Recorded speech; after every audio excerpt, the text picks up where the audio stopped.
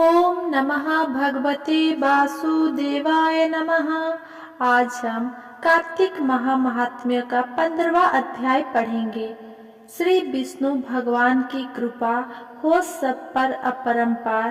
कार्तिक मास का कमल करे 15वां विस्तार।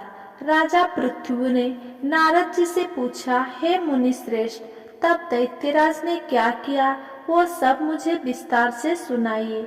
नारद जी बोले, नारद जी के चले जाने के बाद जलंधर ने अपने राहु नामक दूत को बुलाकर आज्ञा दी कि कैलाश पर एक जटाधारी शंभु योगी रहता है, उससे उसकी सर्वांग सुंदरी भार्या को मेरे लिए मांग लाओ। तब दूतो शिव के स्थान पर पहुंचा, परंतु नंदी ने उसे भीतर सभा में जाने से रोक दिया, किंतु वह अपनी उग्रता से शिव की सभा में चला ही गया और शिव के आगे बैठकर दैत्यराज को संदेश कह सुनाया। उस राहु नामक दूतों के ऐसा कहते ही भगवान शूलपाणि के आगे पृथ्वी फोड़कर एक भयंकर शब्द वाला पुरुष प्रकट हो गया, जिसका सिंह के समान मुख था। वो नृसिंह ही राहु को खाने चला। राहु बड़े जोर से भागा, परंतु उस पुरुष ने उसे पकड़ लिया। उसने शिव जी की शरण ले अपनी रक्षा मांगी। शिव जी ने उस पुरुष से राहु को छोड़ देने को कहा, परंतु उसने कहा, मुझे बड़ी जोर की भूख लगी है, मैं क्या खाऊं? महेश्वर ने कहा, यदि तुझे भूख लगी है तो शीघ्र ही अपने हाथों और पैरों का मांस भक्षण कर ले। और उसने ऐसा ही किया। अब अकेला उसका सिर शेष मात्र रह गया। तब उसका ऐसा कृत्य देख शिव जी ने प्रसन्न हो उसे अपना आज्ञा पालक जान अपना परम प्रिय गण बना लिया। उस दिन से वो शिव जी के द्वार पर स्वीकृति मुख नाम का गण होकर रहने लगा। 16 अध्याय। राजा पृथु ने कहा, हे नारद जी, ये तो आपने भगवान शिव की बड़ी विचित्र कथा सुनाई है। अब कृपा करके आप यह बताइए कि उस समय राहु उस पुरुष से छूटकर कहाँ गया? नारद जी बोले, उससे छूटने पर वो दूत बर्बर नाम से विख्यात हो गया और अपना नया जन्म पाकर वो धीरे धीरे जलंधर के पास गया। वहां जाकर उसने शंकर की सब चेष्टा कही। उसे सुनकर दैत्यराज ने सब दैत्यों को सेना द्वारा आज्ञा दी। लनोमी और शुंभ निशुंभ आदि सभी महाबली दैत्य तैयार होने लगे। एक से एक महाबली दैत्यों करोड़ों करोड़ों की संख्या में निकल युद्ध के लिए जुट पड़े। महाप्रतापी सिंधु पुत्र शिव जी से युद्ध करने के लिए निकल पड़ा। आकाश में मेघ छा गए और बहुत अपशकुन होने लगा। शुक्राचार्य और कटे सिर वाला राहु सामने आ गए। उसी समय जलंधर का मुकुट सिखक गया, परंतु वह नहीं रुका। उधर इंद्रादि सब देवताओं ने कैलाश पर शिव जी के पास पहुंचकर सब वृतांत सुनाया और यह भी कहा कि आपने जलंधर से युद्ध करने के लिए भगवान विष्णु को भेजा था।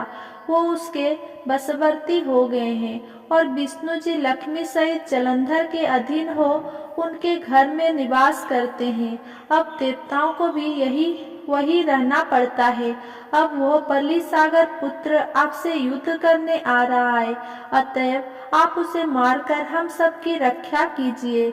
यह सुनकर शंकर जी ने विष्णु जी को बुलाकर पूछा, हे ऋषिकेश, युद्ध में आपने जलंधर का संहार क्यों नहीं किया और वैकुंठ छोड़ आप उसके घर में कैसे चले गए? ये सुनकर विष्णु जी ने हाथ जोड़कर नम्रता पूर्वक भगवान शंकर से कहा, उसे आपका अंशी और लक्ष्मी का भ्राता होने के कारण ही मैंने नहीं मारा है। यह बड़ा वीर और देवताओं से अजय है। इसी पर मुग्ध होकर मैं उसके घर में निवास करने लगा हूँ। विष्णु जी के इन वचनों को सुनकर शंकर जी हंस पड़े और उन्होंने कहा, हे विष्णु, आप ये क्या कहते हैं? मैं उस दैत्य जलंधर को अवश्य मारूंगा। अब आप सभी देवता जलंधर को मेरे द्वारा ही मारा गया जानो और अपने स्थान को जाइए। जब शंकर जी ने ऐसा कहा तो सब देवता संदेह रहित होकर अपने स्थान को चले गए। इसी समय पराक्रमी जलंधर अपनी विशाल सेना को साथ पर्वत के समीप आ कैलाश को घोर सिंहनाद करने लगा। दैत्यों के नाद और कोलाहल को सुनकर शिव जी ने नंदी आदि गणों को उससे युद्ध करने की आज्ञा प्रदान की। कैलाश के समीप भीषण युद्ध होने लगा। दैत्यों अनेकों प्रकार के अस्त्र शस्त्र बरसाने लगे। भेरे, मृदंग, शंख और बीरों तथा हाथी, घोड़ा और रथों के शब्द से शाब्दित हो पृथ्वी कांपने लगी। युद्ध में कटकर मरे हुए हाथी, घोड़े और पैदलों का पहाड़ लग गया। रक्त मांस का कीचड़ उत्पन्न हो गया। दैत्यों के आचार्य शुक्राचार्य जी अपनी मृत संजीवनी विद्या से सब दैत्यों को जिलाने लगे। यह देखकर शिव जी के गण व्याकुल हो गए और उनके पास जाकर सारा वृत्तांत सुनाया। उसे सुनकर भगवान रुद्र के क्रोध की सीमा न रही। फिर तो उस समय उनके मुख से एक बड़ी भयंकर कृत्या उत्पन्न हुई, जिसकी दोनों जंघाएं ताल वृक्ष के समान थी। वो युद्ध भूमि में जा सब असुरों का चवन करने लग गई और फिर वो शुक्राचार्य के समीप पहुंची और शीघ्र ही अपनी योनि में गुप्त कर लिया। फिर स्वयं भी अंतर्ध्यान हो गई। शुक्राचार्य के गुप्त हो जाने से दैत्यों का मुख मलिन पड़ गया और वे युद्ध भूमि को छोड़ भागे। इस पर शुंभ, निशुंभ और कालनोभी आदि सेनापतियों ने अपने भागते हुए वीरों को रोका। शिव जी के नंदी आदि गणों ने भी, जिसमें गणेश और स्वामी कार्तिकेय जी भी थे, दैत्यों से भीषण युद्ध करना आरंभ कर दिया। 17वां अध्याय। उस समय शिव जी के गण प्रबल थे और उन्होंने जलंधर के शुंभ, निशुंभ और महासुर कालनोमी आदि को पराजित कर दिया। ये देखकर सागर पुत्र जलंधर एक विशाल रथ पर चढ़कर, जिस पर लंबी पताका लगी हुई थी, युद्ध भूमि में आया। इधर जय और शील नामक शंकर जी के गण भी युद्ध में तत्पर होकर गर्जने लगे। इस प्रकार दोनों सेनाओं के हाथी, घोड़े, शंख, भेरी और दोनों ओर के सिंहनाद से धरती त्रस्त हो गई। जलंधर ने कुहरे के समान असंख्य बाणों को फेंककर पृथ्वी से आकाश तक व्याप्त कर दिया और नंदी को पांचों, गणेश के पांचों, वीरभद्र को एक साथ ही 20 बाण मारकर उनके शरीर को छेद दिया और मेघ के समान गर्जना करने लगा। यह देख कार्तिकेय ने भी दैत्य जलंधर को अपनी शक्ति उठाकर मारी और घोर गर्जन किया, जिसके आघात से वो मूर्छित हो पृथ्वी पर गिर पड़ा। परंतु वो शीघ्र ही उठ पड़ा और क्रोधाविष्ट हो कार्तिकेय पर अपनी गदा से प्रहार करने लगा। ब्रह्मा जी के वरदान की सफलता के लिए शंकर पुत्र कार्तिकेय पृथ्वी पर सो गए। गणेश जी भी गदा के प्रहार से व्याकुल होकर धरती पर गिर पड़े। नंदी व्याकुल हो गदा प्रहार से पृथ्वी पर गिर गए। फिर दैत्य ने हाथ में पारित ले शीघ्र ही वीरभद्र को पृथ्वी पर गिरा देख शंकर जी गण चिल्लाते हुए संग्राम भूमि छोड़ बड़े वेग से भाग चले। वे भागे हुए गणों शीघ्र ही शिव जी के पास आ गए और व्याकुलता से युद्ध का सब समाचार कह सुनाया। लीलाधारी भगवान ने उन्हें अभय दे उसका संतोष वर्धन किया। 18वां अध्याय। अब रौद्र रूप महाप्रभु शंकर नंदी पर चढ़कर युद्ध भूमि में आए। उनको आया देखकर उनको पराजित गण फिर लौट आए और सिंहनाद करते हुए आयुधों से दैत्य पर प्रहार करने लगे। भीषण रूपधारी रुद्र को देख दैत्य भागने लगे। तब जलंधर हजारों बाणों छोड़ता हुआ शंकर की ओर दौड़ा। उसके शुंभ, निशुंभ आदि वीर भी शंकर जी की ओर दौड़े। इतने में शंकर जी ने जलंधर के सब बाण जालों को काट अपने अन्य बाणों की आंधी से दैत्यों को अपने फरसे से मार डाला।